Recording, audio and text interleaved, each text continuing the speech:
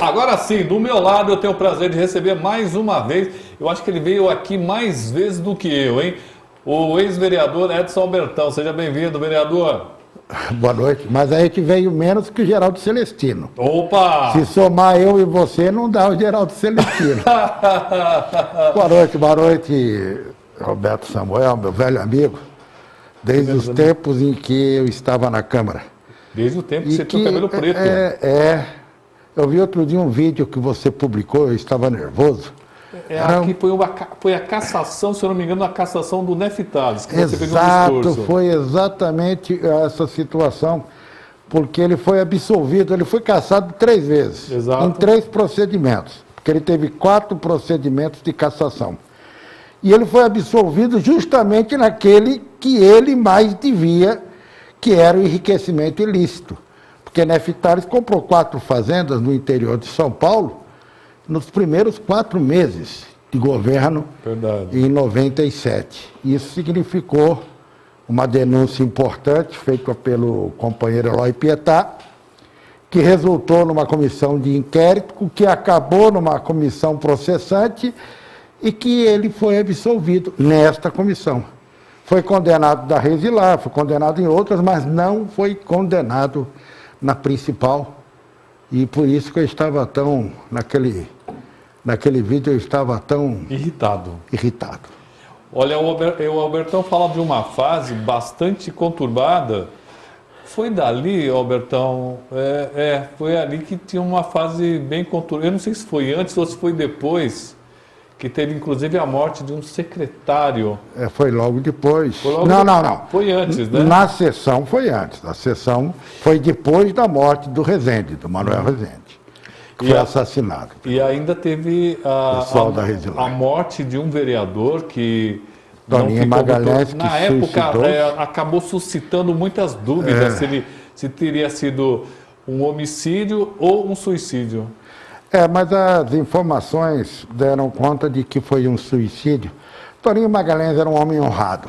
Muito. Agora, a Câmara Municipal tritura consciências, tritura éticas, tritura princípios. A Câmara Municipal é algo muito difícil de se lidar. E as pessoas, quando entram na Câmara, acabam sendo absorvidas pelo mar de corrupção que existe dentro dos parlamentos burgueses.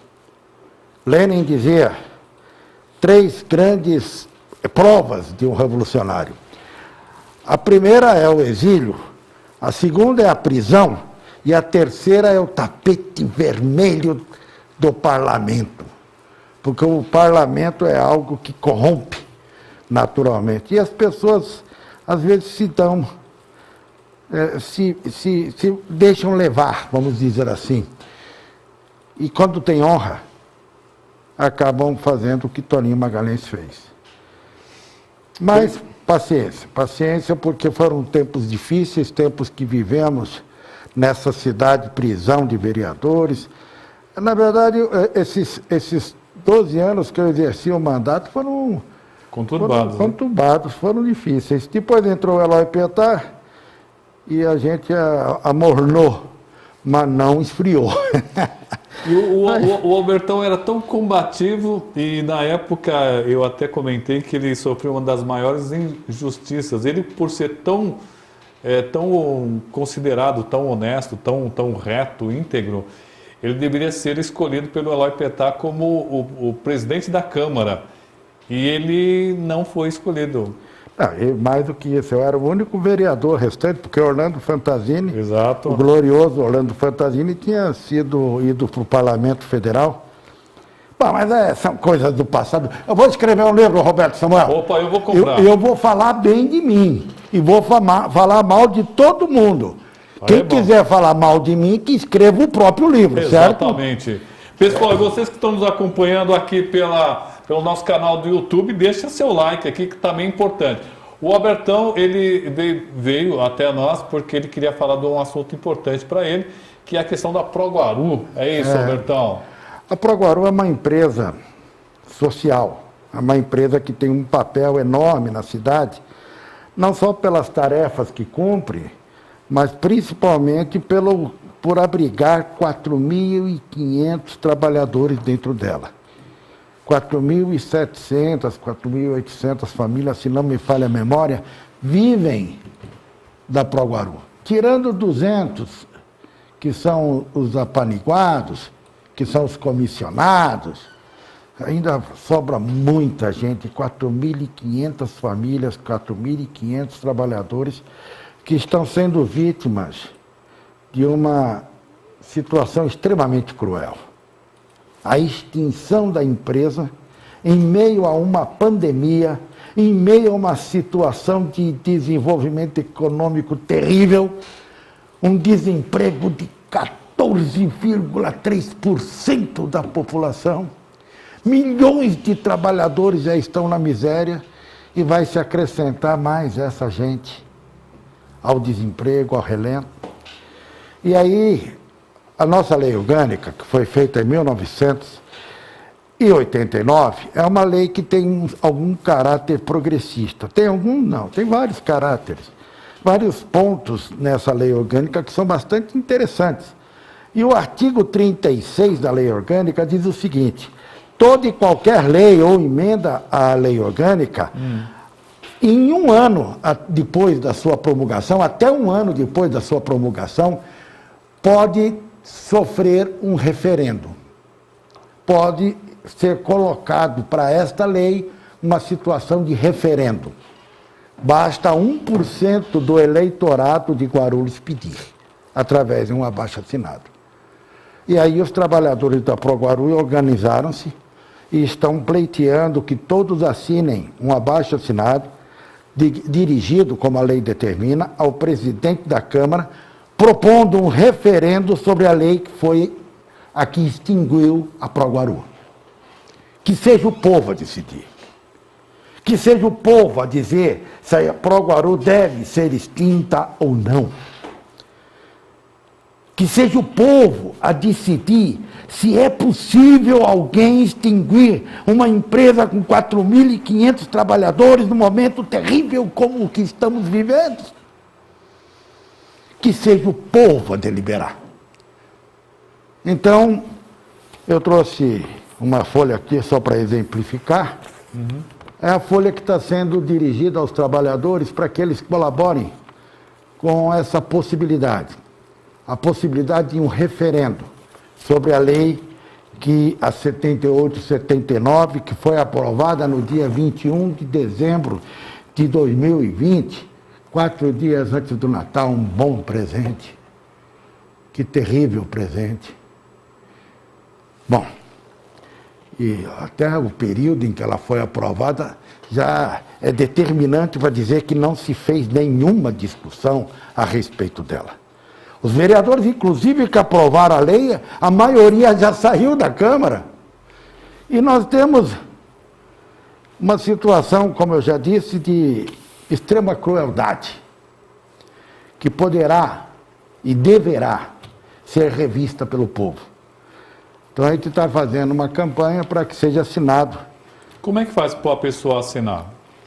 É extremamente simples, até porque os trabalhadores da Proguaru estão desenvolvendo uma captação de assinaturas, de apoiamentos, muito grande em vários locais. Mas, por exemplo, a POSP tem folhas dessa coisa para pegar, se for só para assinar, ir lá assinar, se não é pegar e levar para casa e passar para os vizinhos, e fala para os vizinhos, olha aqui, ó, o que tem que fazer? Tem que colocar o nome, o título de eleitor, e aí isso é importante as pessoas saberem. O título de eleitor, porque a lei orgânica determina que seja 1% do eleitorado. Ah, sim. Então tem que estar qualificado enquanto eleitor. Não pode estar qualificado como qualquer pessoa. Então tem que ser o nome, o título do eleitor, a zona eleitoral, a seção, o RG e a assinatura, para poder valer. Aí você vai mandar isso para a presidência da Câmara Municipal de Guarulhos, atualmente o senhor Fausto Martelo, Miguel Martelo.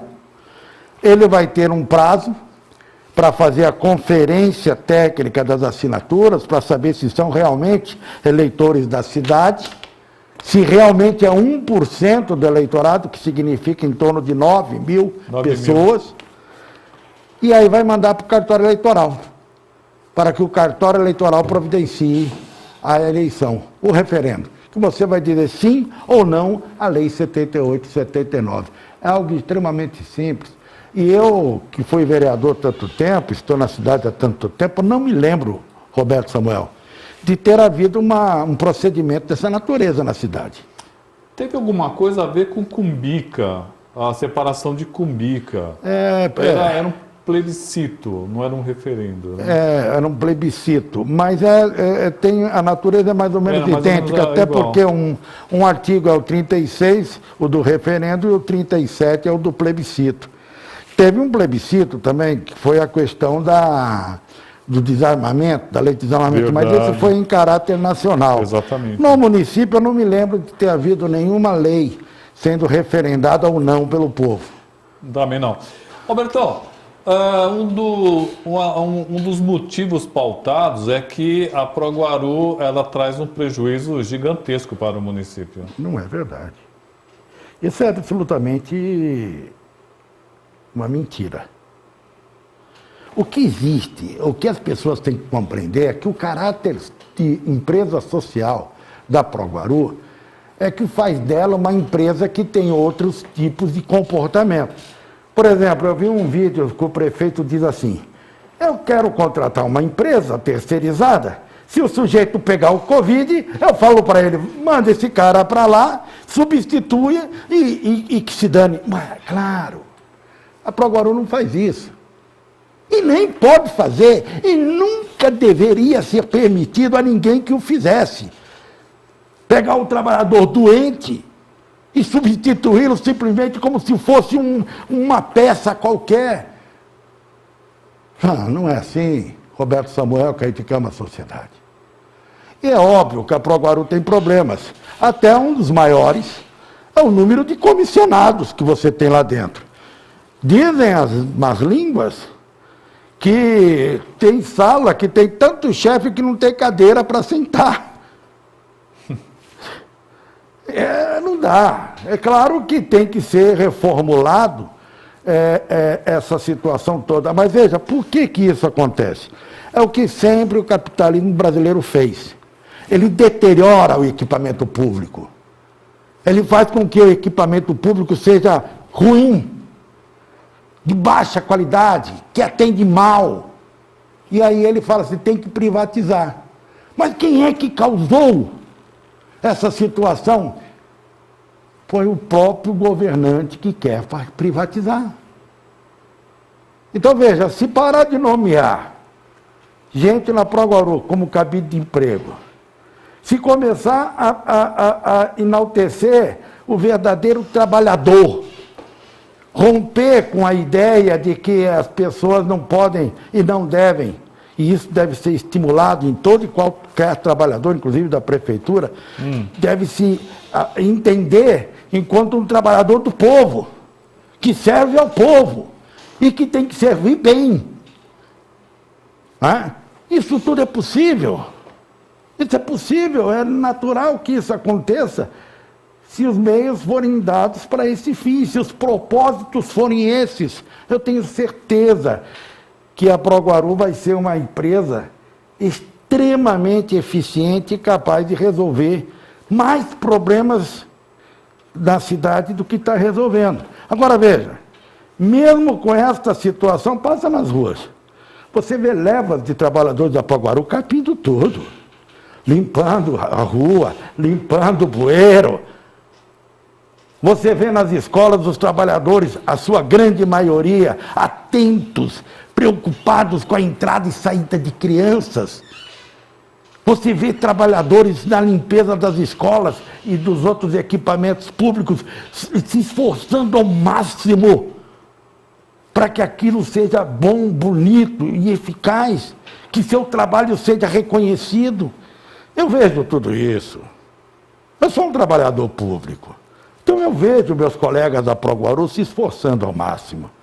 Agora, é claro, quando vai fazer as contas cobrem uma série de desvios administrativos que, obviamente, acaba resultando em déficit. E isso já é bastante antigo.